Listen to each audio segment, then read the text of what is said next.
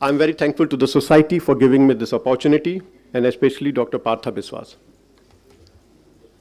When my dear friend, Dr. Amit Porwal, gave me a call a couple of months back, he asked Schiller, "Are you able to crack your nucleus in all cases?" I said, "Bro, you have hit the bullseye." Even after so many years into surgery, there comes a day when I'm just not able to crack my nucleus. This sends shivers down my spine. Literally, it happens to Roti, Bhagwan aaj bacha le bas. It just literally happens. We come across such situations. I'm a surgeon who prefers a direct chop, and with all my cases and with single parameters.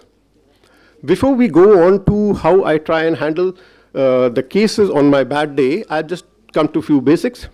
The parameters which I usually keep is around a vacuum of 450 to 500, a power of around 30 for soft and 50 or 100% torsional for my hard cases. Rhexis is a limiting factor. Normally we make a Rhexis of around 5.25, but I would always suggest for a very soft or very hard cases, there's no harm in going up to 5.75. We basically have two types of choppers. One is a sharp pointed for hard cataracts and a Singh's for a soft one. Hydrodissection and delineation are really important. Take an extra second out to do it meticulously. It really helps in separating. We have various types of sleeves, the flayed ones, the 30-degree angulation, the 45-degree, and the Kelman. I personally prefer a 45-degree Kelman because it has a more surface area. Then a part of the exposed tip, the normal anterior posterior diameter of an adult lens is around 5 millimeters. I keep the exposed tip of around 3.5 millimeters to be very sure that my sleeve has now touched the nucleus and no more is the safe zone.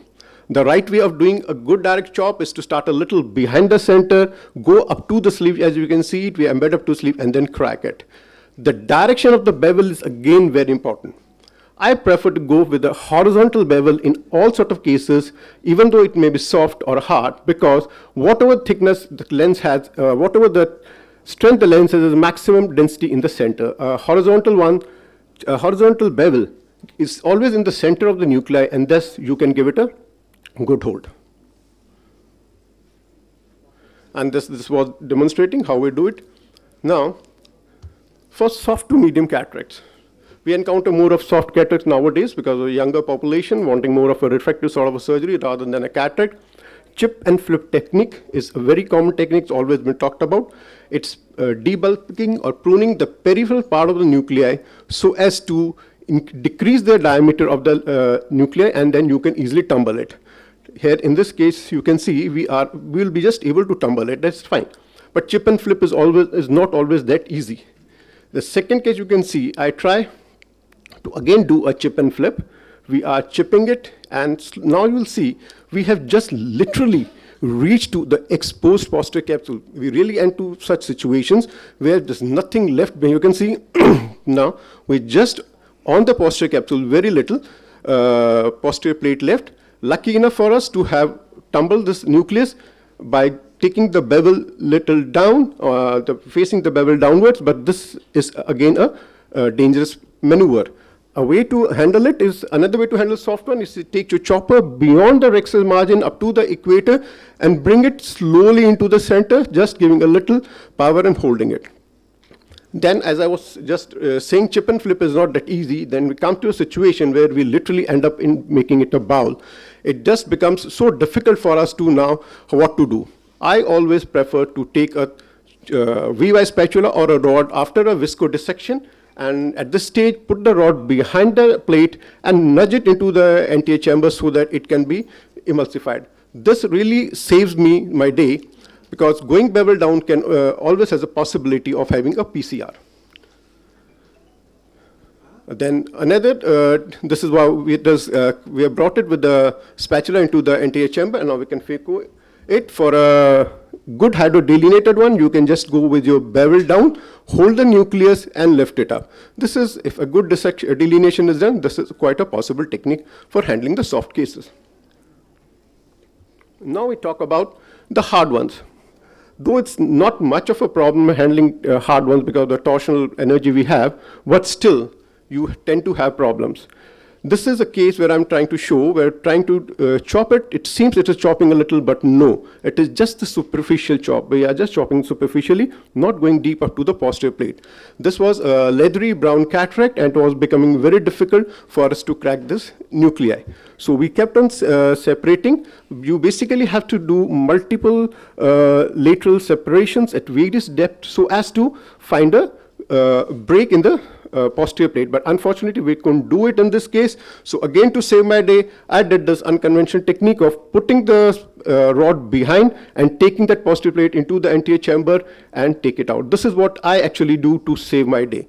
This is again a hard cataract.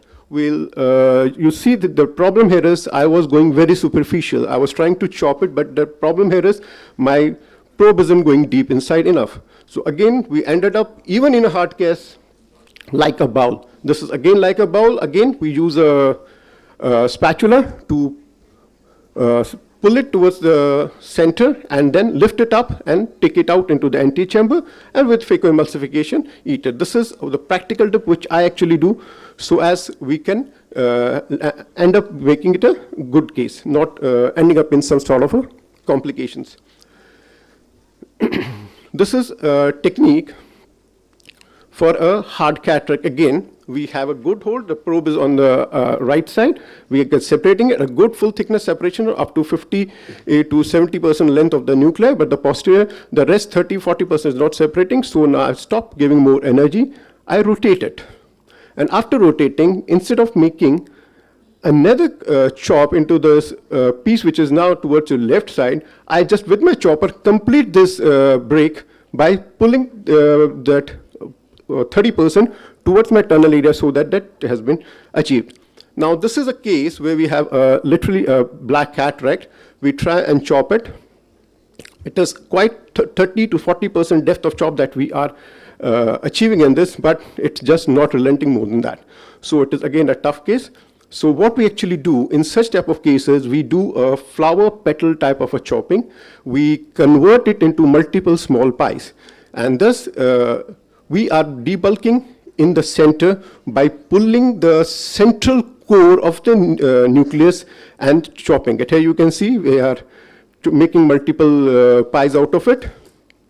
And as we go on making the pie, this central core, you can see now I'll be tumbling it. Yes, this is the central core which has now been tumbled, and then we emulsify it, and it has saved our day. After this, we don't do horizontal or vertical chop. What I do is a sickle chop. I hold the piece of the petal, and then with the chopper, cutting it like a sickle from its pedicle, remove this part of the nucleus. Similarly for all the pieces, and thus we are done with it. Dear friends, nowadays what I am actually practicing a lot is neither a chop or a crack, just rotate the nucleus. What we actually do in this technique, we don't go at the center of the nuclei. We start from the rexus side of the nuclei at the power of around 20 to 30, only a vacuum of 500 plus, and just embed the probe in near the rexus margin, and pull a little and give you energy. And thus you can see this is literally a single hand phaco, or a no instrumentation phaco, or a rotational phaco. Similarly, I'm showing you another case where we just embed it, pull it, and it starts rotating. It is like peeling of the nucleus from the periphery. As it peels, it comes out out of the bag, and it can be easily emulsified. It's literally a single hand technique. You can use the second instrument maybe to stabilize this piece, which is sometimes come up to the endothelium. This works fine even for white cataracts and hard cataracts. The second instrument is just trying to keep the flying pieces cortex a little away, and this does equally fine when we couldn't do a good rexus, a runaway rexus for a phacomorphic case. These are the cases where this can help you crack your cataract. So what I just like to convey here is you can crack all the cataracts. All the point over here is to be patient and try your luck in being calm on it. Thank you. Thank you, Dr. Vikram. A very nice new technique which was demonstrated, that is rotating